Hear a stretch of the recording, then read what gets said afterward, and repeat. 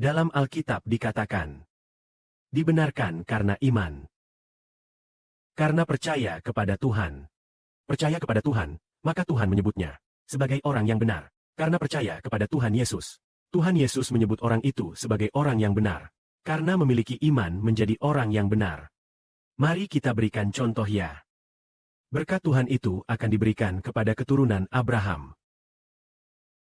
Keturunan itu juga harus dari keturunan Abraham. Dan juga kepada orang-orang yang percaya kepada Tuhan. Meneladani iman Abraham. Pasti, orang yang meneladani iman Abraham. Bukan karena orang itu keturunan Abraham saja. Tetapi karena dia seperti Abraham percaya kepada Tuhan. Maka dia dipanggil. Karena tidak semua keturunan Abraham memiliki iman seperti Abraham. Sebagian besar adalah orang yang tidak percaya kepada Tuhan. Saya adalah keturunan Abraham. Sebagian besar dari kami tidak percaya kepada Tuhan. Hanya sedikit orang yang percaya kepada Tuhan. Percaya kepada Tuhan maka mendapatkan berkat. Bukan karena keturunan darah Abraham. Melainkan karena iman kepada Tuhan baru mendapat berkat. Seperti yang dikatakan di sini. Orang yang dibenarkan karena iman. Jika berkat itu diberikan hanya kepada keturunan darah, maka iman tidak memiliki nilai apapun. Tetapi Tuhan memberikan berkat. Berkat itu diberikan karena iman seseorang, bukan karena hukum. Apa itu hukum? Hukum itu mengatur keturunan Abraham, yaitu bangsa Israel. Orang-orang ini tidak peduli bagaimana. Asal mereka adalah keturunan Yakub dari Israel, mereka tunduk pada hukum. Tunduk pada hukum walaupun mereka mencintai Tuhan atau tidak, percaya kepada Tuhan atau tidak. Mereka tetap dianggap sebagai umat pilihan Tuhan secara hukum. Tetapi kenyataannya tidak semua orang memiliki iman. Karena itu Tuhan ingin memberikan berkat kepada orang yang beriman. Mari kita bicarakan tentang iman Abraham. Saudara-saudaraku, bacalah. Abraham di hadapan Tuhan. Sebagai teladan iman.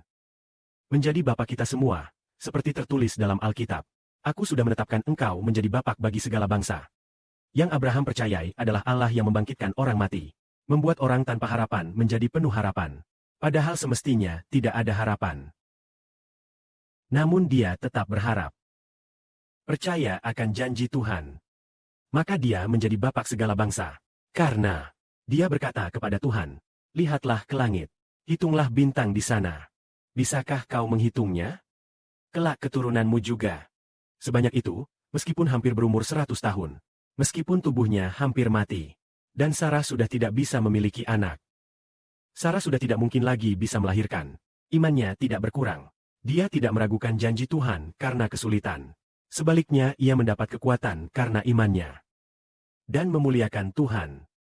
Dia percaya sepenuh hati bahwa janji Tuhan akan terpenuhi. Karena itulah dia disebut orang yang benar.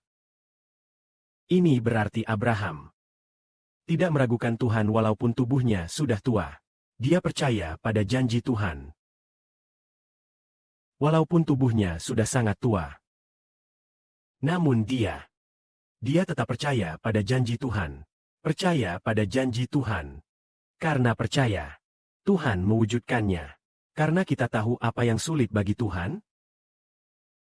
Tidak ada. Tidak ada yang sulit. Tuhan tidak ada yang sulit baginya. Allah memiliki lengan yang kuat. Tetapi dia bersedia untuk mengasihi siapa? Bersedia mengasihi yang percaya atau yang tidak percaya? Yang percaya, ya, dia bersedia mengasihi yang percaya. Dia juga bersedia menyatakan orang yang percaya. Yang beriman itu tidak bersalah. Dinyatakan sebagai benar. Misalnya orang yang percaya kepada Kristus. Setelah turun ke dunia sebagai manusia, sering mengucapkan kalimat ini. Kamu percaya aku bisa melakukan ini? Mereka bilang, Tuhan, jika kita percaya, dia bilang, baiklah, karena kamu percaya, aku akan melakukannya. Iman hanya berarti, apakah kamu percaya aku punya kemampuan ini? Apakah kamu berharap dari aku? Apakah kamu menantikan aku menyembuhkanmu? Apakah kamu berharap aku dapat menyembuhkanmu? Apakah kamu benar-benar mengandalkan aku? Ini juga memiliki arti. Jika kita berkata, kita hanya berharap sepenuhnya pada anak Allah, Yesus. Maka Tuhan melihat bahwa kita punya harapan padanya. Kita berharap padanya. Maka dia akan menepati janji kita. Itulah pengertian oleh iman. Amin.